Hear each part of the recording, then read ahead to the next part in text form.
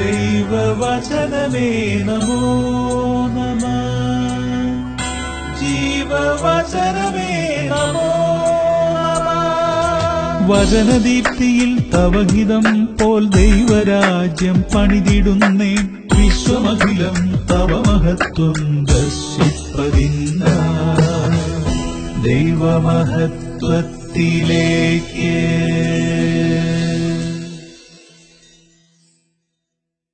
കർത്താവായ ഈശോയിൽ പ്രിയ സഹോദരങ്ങളെ, ദൈവമഹത്വത്തിലേക്ക് നിങ്ങൾക്ക് സ്വാഗതം.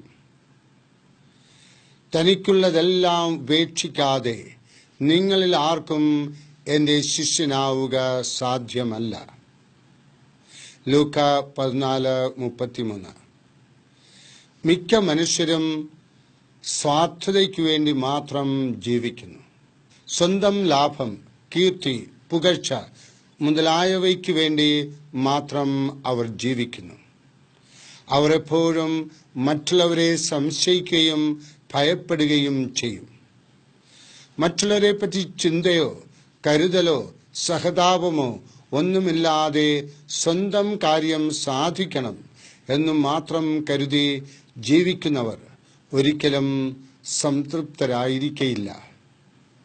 വാങ്ങുന്നതിനേക്കാൾ കൊടുക്കുന്നതാണ് നല്ലത് എന്ന് കർത്താവ് പറഞ്ഞു. ജോൺ ഡി റോക്ക്ഫെല്ലർ പണം സമ്പാദിക്കുന്നതിനു വേണ്ടി മാത്രം ജീവിച്ചു.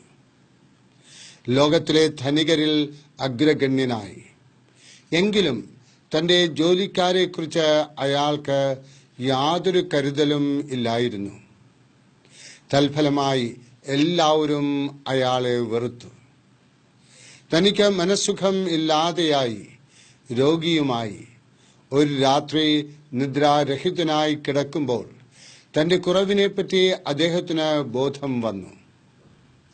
തൻ്റെ ധനം മനുഷ്യ സേവനത്തിനായി ചെലവാക്കണമെന്ന് നിശ്ചയിച്ചു. അങ്ങനെയാണ് റോക്ക്ഫെല്ലർ ഫൗണ്ടേഷൻ രൂപം കൊണ്ടത്. ആശുപത്രികൾക്കും അനാഥശാലകൾക്കുമായി തൻ്റെ പണം ചിലവാക്കുവാൻ തുടങ്ങിയതോടെ അദ്ദേഹം സന്തോഷചിത്തനായി തീർന്നു. ആളുകൾ അദ്ദേഹത്തെ സ്നേഹിക്കുവാൻ തുടങ്ങി. നഷ്ടപ്പെട്ട ആരോഗ്യം വീണ്ടും കിട്ടി. 98 വയസ്സുവരെ അദ്ദേഹം ജീവിച്ചു. മറ്റുള്ളവരുടെ ഗുണത്തിനു വേണ്ടി ഒരു വാചകമെങ്കിലും പറയുവാനും ഒരു കാര്യമെങ്കിലും പ്രവർത്തിക്കുവാനും സാധിക്കുമെങ്കിൽ നമുക്ക് അതിൽ നിന്ന് സന്തോഷം ലഭിക്കും. സ്വന്തം ലാഭം ലക്ഷ്യമാക്കാതെ മറ്റൊരാൾക്ക് വേണ്ടി ചെയ്യുന്ന പ്രവൃത്തിയാണ് സന്തോഷത്തിലേക്കുള്ള വാതിൽ. സ്വന്തം കാര്യത്തിനപ്പുറം മറ്റേതെങ്കിലും ഒരു കാര്യത്തിനു വേണ്ടിയോ വ്യക്തിക്ക് വേണ്ടിയോ പറയുന്ന വാക്കും ചെയ്യുന്ന പ്രവൃത്തിയും നമ്മെ ആന്തരിക സന്തോഷമുള്ളവരാക്കും. മറ്റുള്ളവരെ കരുതുന്നവർക്കായി ദൈവം കരുതും.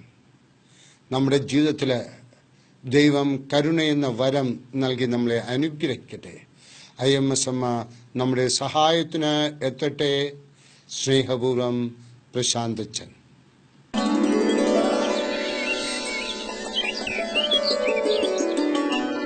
ദൈവവചനമേ നമോ നമഃ. ജീവവചനമേ നമോ നമഃ. വചനദീപ്തിയിൽ തവഹിതം പോൽ ദൈവരാജ്യം പണിതിടുന്നേ. വിശ്വമഖിലം തവ മഹത്വം ദർശിപ്പതിന്ന ദൈവമഹത്വത്തിലേക്ക്.